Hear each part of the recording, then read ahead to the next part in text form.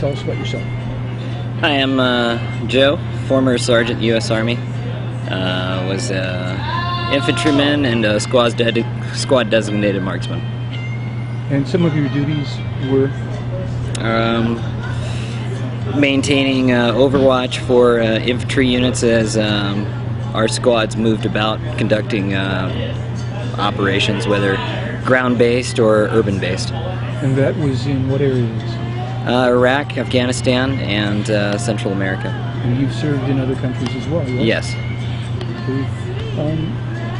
After Iraq and Afghanistan, you also did work in the weapons industry? Yes, I was one of the testers at a proving ground.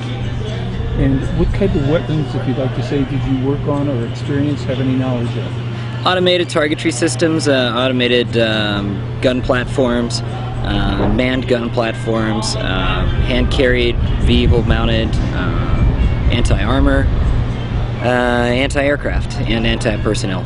And you've seen some alternative craft developed by our military? Yes. What would you say, can you identify any of them by designation, title, name, what have you? I've seen the Stealth Blackhawk. I've seen the TR-3 and variants of cargo aircraft that haven't been released to public. And do any of these have alternative kind of drives to them? All of them have the capabilities of traveling silently and changing directions at high speed. So that they could be sometimes mistaken for what we call UFOs? Oh, absolutely. And that happens? Absolutely. Okay. And those are tested at military bases even near where we're speaking today? Yes, they're tested all over the country, in cities, outside of cities. The feedback that people give whenever they see these craft are intelligible data that we can use to determine whether the stealth capabilities are where they need to be or whether there's things that need to be worked on. So if I understand what you're saying, UFO sightings, when people report them and the type of information, this is utilized to help further the development of these alternative craft. Exactly. Exactly. Okay. And you're familiar with, a lot of people are talking about the so-called Jade Helm military exercises. What could you say about that based on your own knowledge of military operations? Jade Helm is a training event that has been hosted for multiple cities over multiple regions and done for probably somewhere around 25, maybe even 35 years, way before I came into the military. People need to accept that there is a panel of men, and mostly men, that sit around and just think of ways to dominate or take over the world. They run scenarios. They plan the nightmare scenarios. They plan for every single contingency that their crazy brains can come up with. Alien attack, food shortage, mass disease. All of these things has to be planned and prepared for because there has to be an SOP in place in case of an event happening. So when people get freaked out thinking the government's going to take over, your government has already planned on annihilating you off the planet 10 times or 40 times over. They have a million ways that they can kill you that they've already thought about, they've already wrote down, there's already in a manual somewhere. There is no enemy on the planet that we have not figured out a way to defeat or dominate. That is what happens when you're a superpower. You have to figure out how to stay in power or how to maintain the power that you have, and that's pretty much all that Jade Helm is. It's just preparing your military. You don't want to send your soldiers into battle without knowing how to operate their weapon, and that's exactly what we're doing. We're making sure that our soldiers are capable and ready to handle any contingency that might arise. So there are weapons existing and technologies available to the military and or soldiers that we don't even know anything about. Let's go back to the 70s. The U.S. government was probably 10 years ahead of you. Let's go back to the 40s. The U.S. government was pretty much parallel with the technology that was available to the general public. Let's fast forward a bit to the 80s. The U.S. government was about 100 years ahead of whatever it is you've got. So just imagine what they have now. the toys that the military's black budget and the world military industrial complex have to play and what they have at their disposal will never be privy to the common citizen.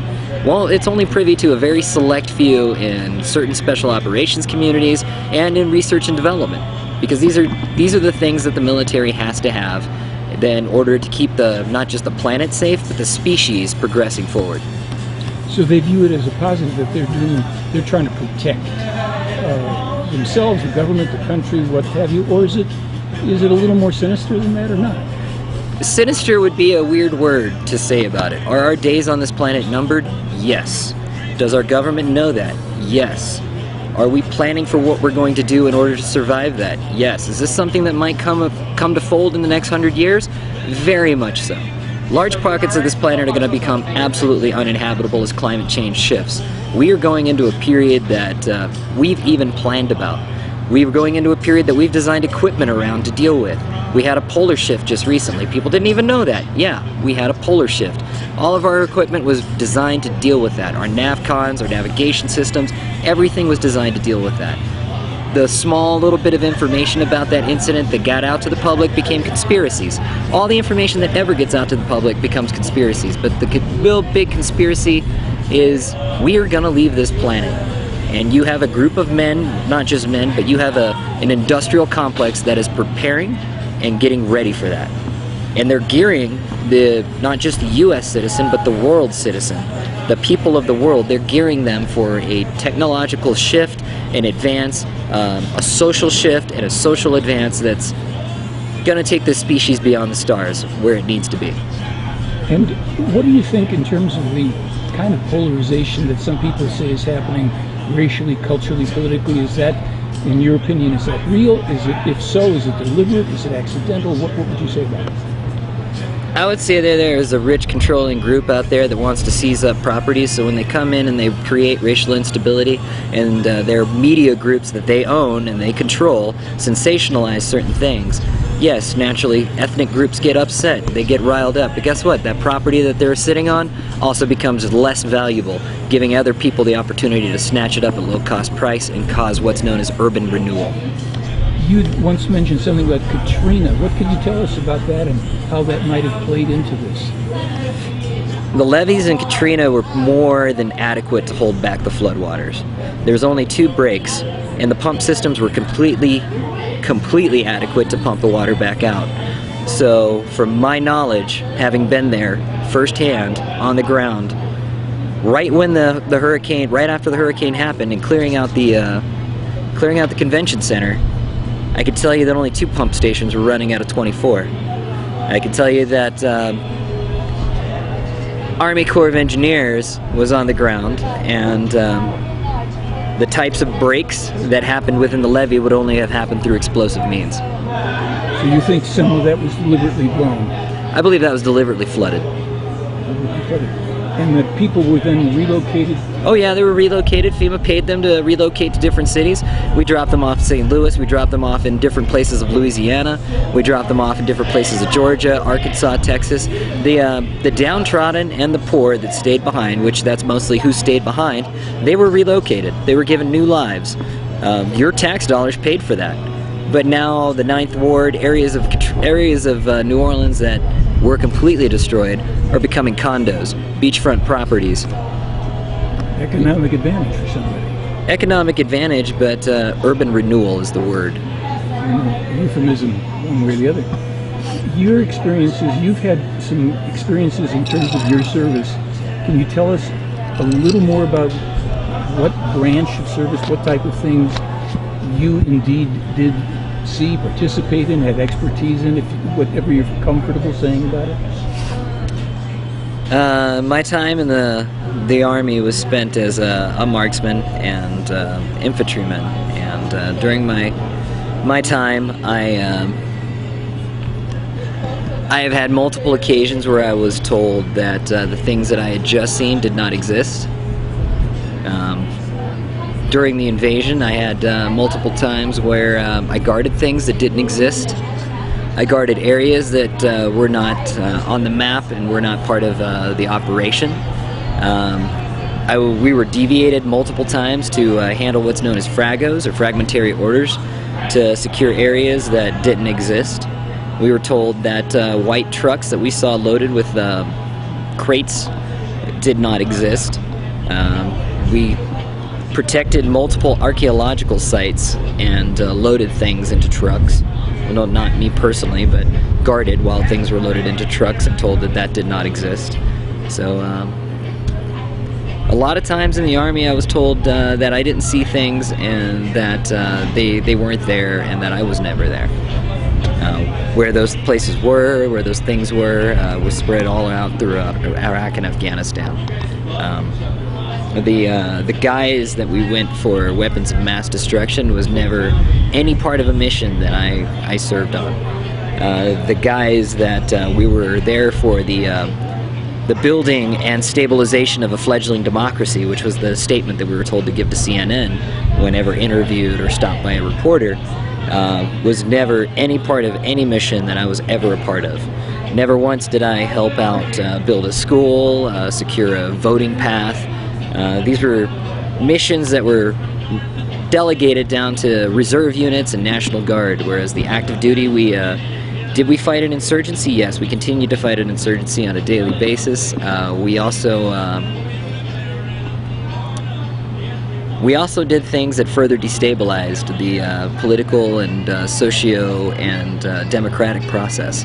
So in the same sense that we had the reserves helping the democratic process, we were even further destabilizing it by taking out key leaders of groups that were trying to talk with each other. But that's about all I got to say on that. All right. And you saw technologies in use in Iraq and Afghanistan, perhaps, that have to do with controlling people even in this country. Would that be an accurate way of putting it, or not? I would say that we have some weapons, electronic warfare weapons, that when used in the right ways can make large groups of people do things that you want them to do, as far as becoming passive. We have electronic warfare weapons that when used in the wrong ways can make people's heads explode.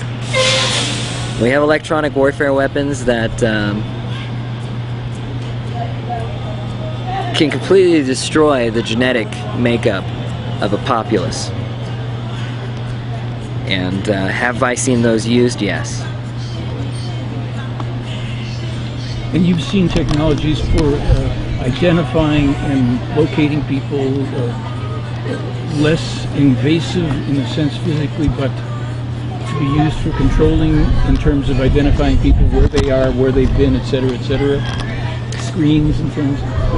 The Nazis put numbers on people in order to classify them and track them as they brought them into their internment camps, which concentration camps. We, instead of building camps, created an entire matrix of biological data, from the genome, mapping everybody genetically, to retinal scans, face biometrics. And this is technology that wasn't just used in the battlefield. This is technology that came to the battlefield from being used against the American populace.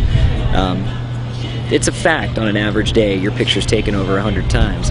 It's a fact that the NSA can look at your camera on your phone.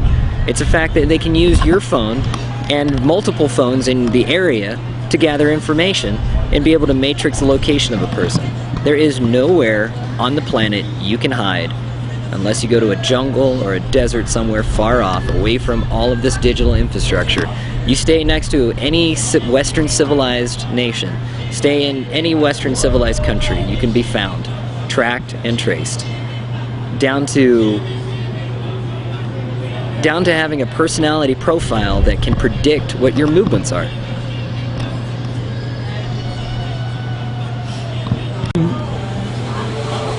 Just to confirm, this video is being made with your permission? Yeah. And are you all right with this being made freely available to the people online? Yeah, absolutely. Okay. What concerns might you have for our society, for people, for yourself, your family, anybody, based on what you know from your experience? if you don't think that every little bit of instability that's going around right now, your racial tension, your economic oppression, your dissuasion in the media to blind you to what candidates actually are and what issues actually are, as well as these backdoor things that we only get as blurbs on the news when somebody signs a treaty or signs an agreement. If you don't think that there's a plan behind all of it, the American people are just fucking stupid. And that's the fact. The cold hard fact is the American people are stupid. And they're not just stupid because they don't pay attention. They're stupid because the government wants them to be stupid. The government has orchestrated an education system that's doomed to fail. They've orchestrated a financial system that's doomed to fail. They've orchestrated, over the years, through the use of media, they've pushed ideals onto you that you think are called the American dream. These are all things to tie you into becoming a corporate entity and, again, being put back into slavery. That's all that this is about. You do not live in a society. This is not a free market society. Not every single person can make it. Not everybody can follow their dreams. The thing about America is that it's an illusion. You are living in an illusion. It's a lie orchestrated through very, very rich people that have had money long before this country was ever founded, families that have had money that was long before this country was ever founded. In fact, what if this country was founded on the principle of stopping rebellion by making a rebellion? Let's see what had happened in France. France had had an overthrow where the people were done with being poor, and they killed the aristocrats. Don't you think that the controlling interests that founded this country might have already had that in mind? Might have already set in motion an independent country, an independent puppet that can be used as a bulldog, that can be used as a scapegoat. What has America become? Everything is part of the fruition of a plan that was set in motion long before any of us were here on this ground, long before we took it from the Native Americans, long before a constitution was written, which is, again, just another lie and a document that signs your ass away to a corporated country. This is an incorporated country. This is a corporation. It's ruled by corporations. It's ruled by a rich and elite powering group that see a big picture. They don't care about what happens in their lives. All they care about is that the corporation stays strong, their family power stays strong, and these are things that continue throughout history. These are things that have continued since the dawn of time. They've controlled you through information. They've controlled you by telling you where you came from, by telling you what the origin of the species was. If you don't think that we've been playing this out generation after generation after generation after generation, we were walking next to dinosaurs while this shit was still going on. This is just the way that we roll it. That's the planet in a nutshell, and that's what people need to realize. What hope do you personally hold out for people to take back their own power, if any? We're a species that's continually evolving, and only once we've seen and we've gone through a couple of cycles of this crap that we're in right now will we come together as a species. And that is my hope, is that we actually come together as a species instead of seeing each other as black, brown, white, Hispanic, Native American, Middle Eastern, Aborigine. Instead of seeing ourselves as separated into races which don't even actually exist, they're just evolutionary adaptations to your environment. Because of those things, we're separated. My hope for the people is that we unite as a species, because that's what will carry us from not only here, but further on in our evolution. These bodies that we have, they're just meat suits. The brain, the energy that's encased inside there, the energy matrix that makes me, the multiple firings of neurons and dendrites that makes me, is something that isn't inherent just to this body. This is a matrix that you can find looking into the stars. There's a global consciousness, not just a global consciousness, there is a universal consciousness that we all have to become a part of and that we all have to get back to. We can shed these bodies, we can shed this planet, we can shed time, we can shed space, we can shed dimensionality, and we can truly become free beings. And just to wrap it, unless of course there's nothing to say, you served how many tours of duty, and were you were a ranger, an army ranger, anything? You brief us a little on that? I did 6 tours of duty in combat, and a couple of tours that was considered TDY in multiple places where there were conflict. I was an infantryman and ranger qualified, sniper qualified, and a combat engineer, demolition qualified. What is TDY for those that don't know? It's a temporary duty assignment, not lasting longer than 90 days. And you mentioned once that you had a clearance when you worked in an area of the military base that was above top secret, or what's the proper designation? I held an above top secret security clearance, which is considered what's known as higher than SCL, or higher than secret clearance, meaning that a lot of the things that I saw and a lot of the things that I reported and a lot of the things that I was exposed to were things that the president might not ever be privy to. And then you eventually left that function? Yes, I left the military and I became a PMC. I went to work for a couple of PMCs. I worked for Triple Canopy, I worked for XL Securities and Triple Canopy Securities. And so you also have a wide range of experience and knowledge in technologies and corporate structuring and a bunch of other things like that. Corporate weaponry, PMC weaponry, and PMC technologies are not on par with the military, but weaponry-wise, firearm-wise, it's just as equal, if not equivalent, to any military on the planet. Doing executive security from one nation to another nation is something that is not bound by the constrictions of government or government sanctions, giving the men on the ground pretty much carte blanche to accomplish missions. And having corporate backing behind you gives you almost unlimited resources. Not so much so as like the air support that you would get from the military, but as far as having your on-ground assets, you're totally well above par of any enemy. And PMC stands for what? Private Military Corporation. So you're familiar with different things, Blackwater type of operations and the rest of it? Yes, I work for the company that Blackwater turned into. Is there anything else you'd like people to know about either your life, your experience, your thoughts, what you... As I get closer and closer to a period that I'm probably not going to be on this planet, the amount of things that I was exposed to, the amount of things that I saw, and the amount of things that I did have unfortunately compromised my health in a way that I will not be able to recover from. I've fought off lung cancer, and I'm currently struggling with a node in my brain that will probably kill me within 5-7 years at the most.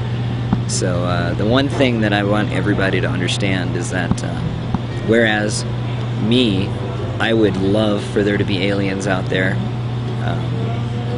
the conspiracies that spread around where we've contacted alien life, where we've captured alien technology, you don't have to look to the stars to see wonders. We, as human beings, have already mastered the atom. It's only going to be a matter of time before we master time and space, which is something that we as a species have probably already done many times over. We are the aliens on this planet. Look around you. Look around the world. See that the only thing that has the capability of altering its environment, the only thing that has the capability of doing damage and harm to itself in the capacity that we have is us. We are the aliens on this planet. This is not our planet. That's it. So any truth to the matter that there's alien treaties with our government and aliens are walking around carrying their lunch trays at Dulce and Area 51 and all that stuff? Dulce Archuleta is just a rock Archuleta. That's all it is. There's nothing more there. Area 51 is a high-altitude advanced research base for testing advanced aircraft. White Sands, New Mexico is a missile testing range, and a place that's safe to blow stuff up outside of civilian populaces and also not on a fault line. multiple things across this planet and multiple sites across this planet hold even more regard than scientifically and historically to the human species than thinking that there are little green men that have come down and are abducting you in the middle of the night. It's not unheard of for the Rangers to pump gas into your house in the middle of the night and then sneak into your house very quietly after sneaking through your neighborhood very quietly and then abducting you from your room. Not conducting medical experiments on you, but categorizing your ass, getting every single detail we can, taking all the prints off your body we can, taking as many samples as we can, your blood, your bones, your DNA, your retinal scan, your face scan, and then plopping you right back in your house, and you waking up with only a headache and never having known we were there with a vague memory just as if you went to the dentist to have your wisdom tooth extracted. There are no aliens. There are no secret treaties. There is no alien technology. There is only us. And by us, I mean the US.